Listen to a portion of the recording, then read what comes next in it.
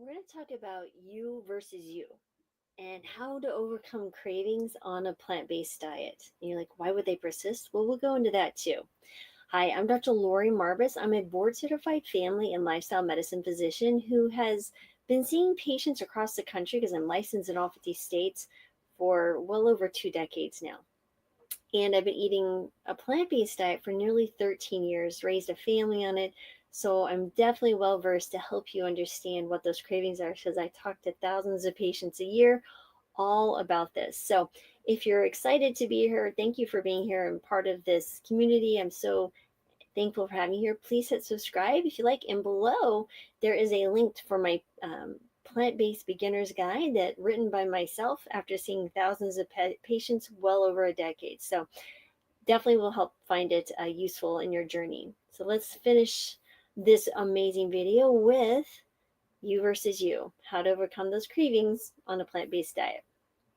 So first of all, adopting a plant based diet is often described as a journey, right? But for many, it feels like a battlefield. On one side, you have your best intentions, you're focused on health, sustainability, or ethical eating. And then on the other, cravings creep in, kind of like well trained saboteurs, right? Whispering promises of cheese and burgers or other familiar comforts. But these cravings aren't random or a sign of failure. They are deeply tied to our biology, our psychology, and even history. So, understanding their roots can really help you gain control and overcome them. So, let's take a historical perspective on cravings and diet. Cravings have been a part of the human experience for millennia. So, early humans lived in environments where food was not guaranteed. So, our ancestors evolved to crave calorie dense foods like fats and sugars. Now, these cravings were survival mechanisms, urging them to eat high energy foods whenever possible.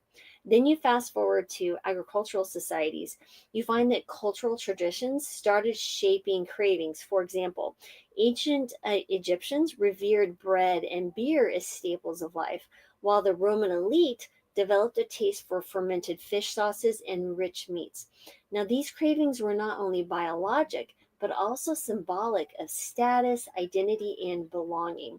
And then by the Industrial Revolution, mass food production introduced refined sugars, processed grains, and fats to diets on an unprecedented scale. Cravings were no longer about survival, they became about indulgence and convenience. Then you have the rise of marketing in the 20th century that supercharged this, creating emotional attachments to foods like chocolate, soda, ice cream, and other fast foods. Now, when you decide to transition to a plant based diet, you're not just fighting personal habits, you're confronting the history of craving shaped by biology, culture, and industry. So let's talk about why cravings persist on a plant based diet. Now, remember, cravings aren't just about hunger, it's a complex interaction between your brain, your body, and your environment. Number one, you have biological conditioning. So your brain craves the dopamine rush it gets from those calorie dense foods.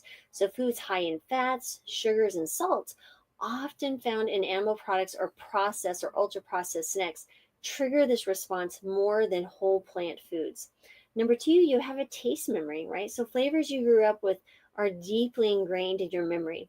The smell of sizzling bacon or the taste of buttery mashed potatoes might transport you back to comforting family dinners, making it harder to say no. I totally get it. My mom's mom, made the best mashed potatoes. Oh my heavens. They were like fluffy and creamy. So that smell and that texture, that taste, it really can draw you. And it doesn't mean that I don't enjoy mashed potatoes now. I just created a plant based version, a healthier plant based version, and I can still enjoy that. But I wanted to share that even myself, I will have those moments. Number three is cultural expectations. So, food is tied to identity and societal rituals. So, from holiday turkey to birthday cake, certain foods carry emotional weight, making alternatives feel inadequate at first. And I'll tell you, our first Thanksgiving that we had in 2012, when we had gone plant based, my husband, as we had coming around Thanksgiving, my husband said, well, we need to buy a turkey because we had invited family and friends over. And I was really emotionally, really torn because I understood the value of eating a whole food plant based diet, and I was eager to share a newfound way of health to people that I loved and cared for. And I finally said, I'm not going to do that. I'm not going to serve anything that I wouldn't serve myself, just on the pretense that that's just the way it always has been. So we created alternatives for that very first Thanksgiving, and we've never looked back. Because for me, when I serve someone a meal of any kind, but especially a whole food plant based diet meal, and I've worked really hard to make it taste delicious and understand, you know, this is a time of sharing and caring and sharing a meal of Thanksgiving together.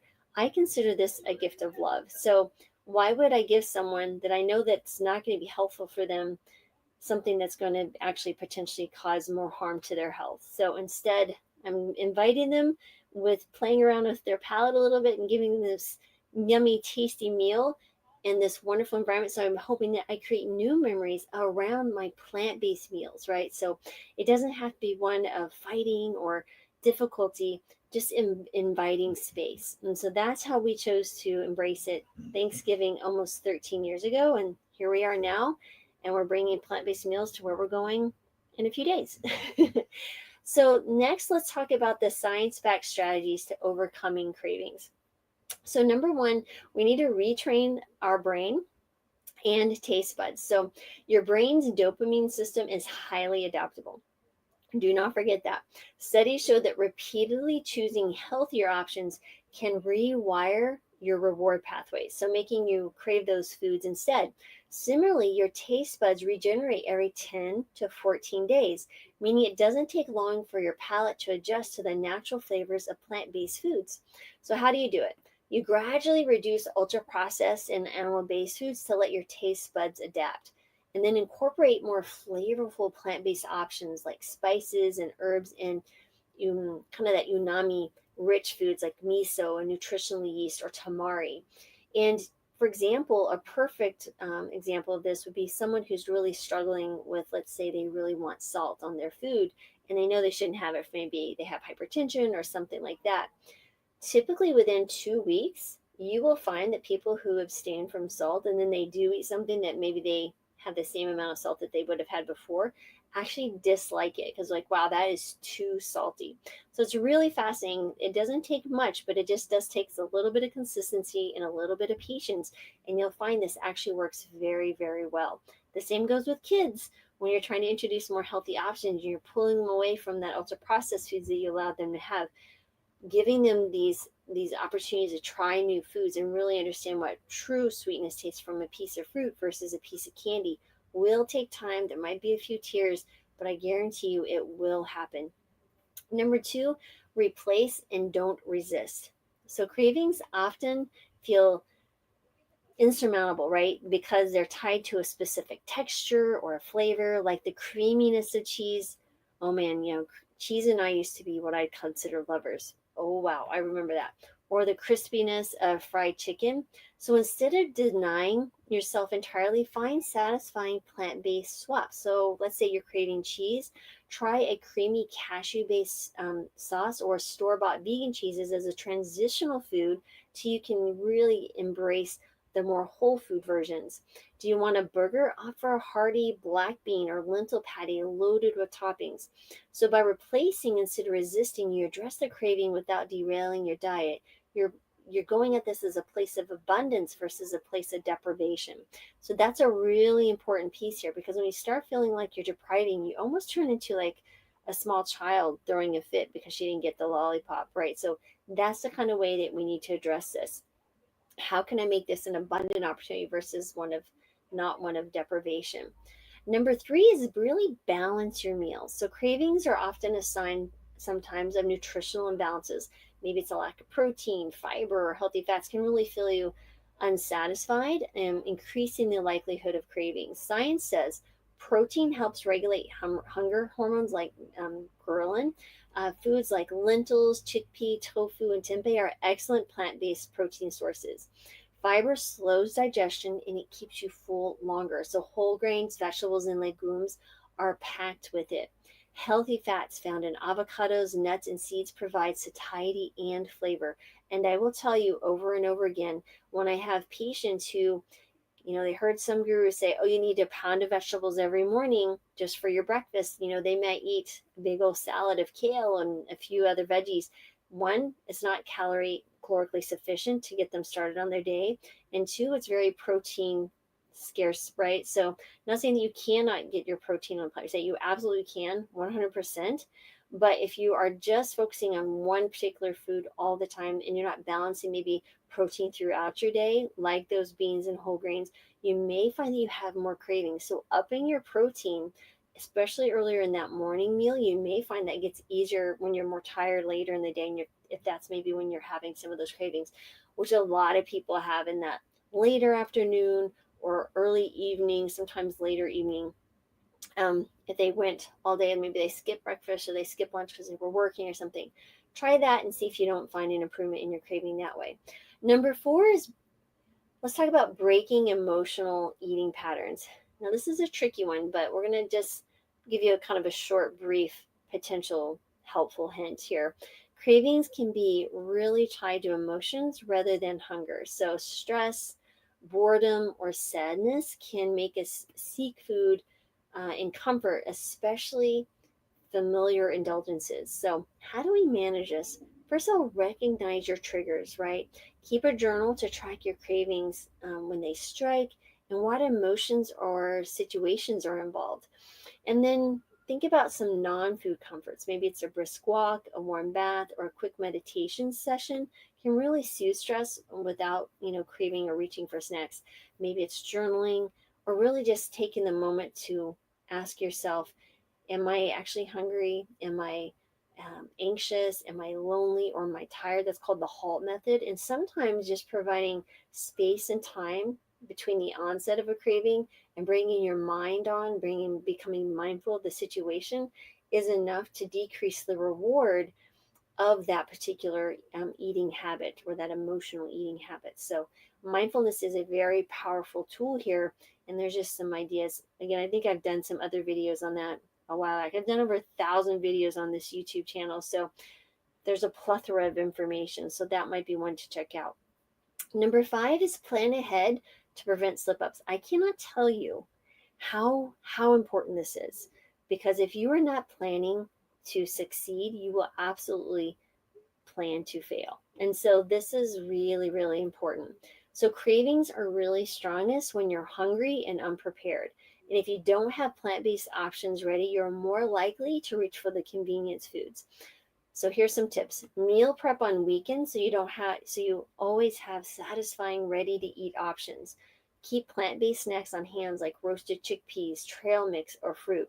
For example, we went to an Ethiopian restaurant and had a really yummy plate of injera with all the veggies. They had the cabbage, they had the spicy red lentils, they had the yellow split peas, they had the collard greens, and then they had, what was the other?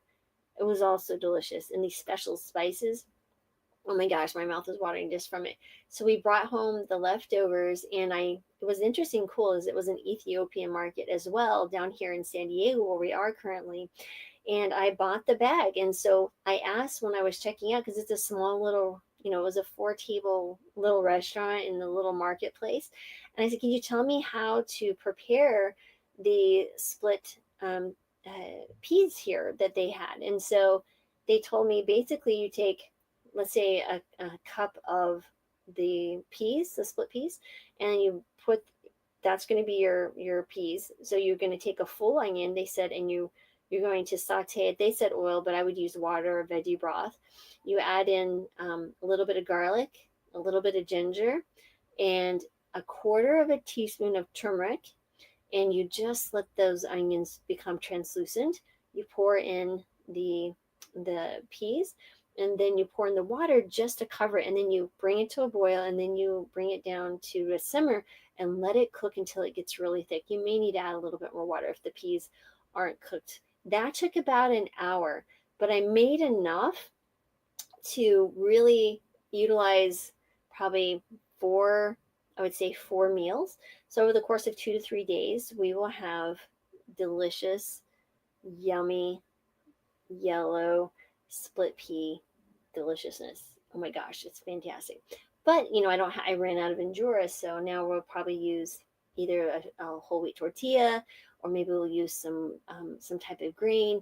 You can make it a bowl. So many things you can do now, and I'm seriously just celebrating thinking about it. So lots of ways you can do that.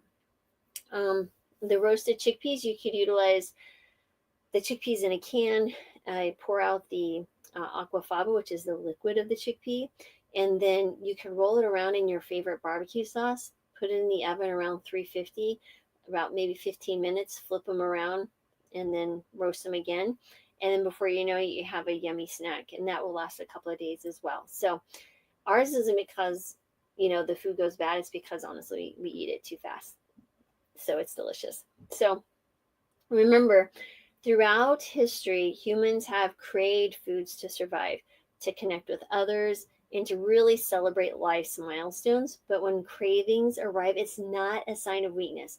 It's really a signal from your brain or your body. And just by understanding the science behind cravings and acknowledging the roots in our shared human experience, you can really approach these more with compassion than frustration. So, cravings on a plant based diet, again, these aren't an obstacle, they're an opportunity. They push you to rethink your old habits, discover new flavors, and then align your actions with your values, which is so, so important. The battle of you versus you may not be easy, but it's absolutely one worth winning or fighting, and you will absolutely win. So, remember, at the end of the day, you get to decide what you put in your mouth, and only you, and you will have to either enjoy the consequences of those actions or suffer the consequences of those actions. Again, it's all up to you. So, thank you for being here, sending gratitude, joy, love, and healing your way as always. And don't forget, download the free plant based beginner's guide. It's super helpful. Share this video with maybe some of your friends if they're new to their journey, or maybe they know other people. Share it with your community. I'm so excited again for you being here. Check out drmarvis.com and the Healing Kitchen if you're looking for a community. That's where Brittany Giroudi and I actually meet every single Wednesday live. She cooks and I answer medical questions for a full hour, and then I run a monthly workshop. I had to take a break this summer because we transitioned and sold our house. We had kids getting married, and we moved into an RV full time, traveling, some crazy stuff, but getting back into it very soon. We're about to launch our first course. Um, we're going to self publish our book. Super excited about that. Hopefully by Christmas, definitely by the new year. It's just a lot of work. But yeah, we're making great strides on that. Very, very excited about that. And yeah, there's some cool, fun stuff I'm bringing up with my newsletter. My newsletter, you get an email once a week. I try to be very respectful of your inbox, and I give you an article similar to these type of videos, and then I always provide a recipe. And yeah, there's some really cool stuff that I'm going to be bringing into that newsletter, and opportunities to dive deeper with me on a few different topics. So hope you guys enjoy this. I've been really looking forward to sharing this video. And so comment below on cravings and what you've done to overcome them, or maybe you're still struggling, and would love to hear more about your experience on a plant based diet. Thanks again, everyone, for being here, and so appreciate you.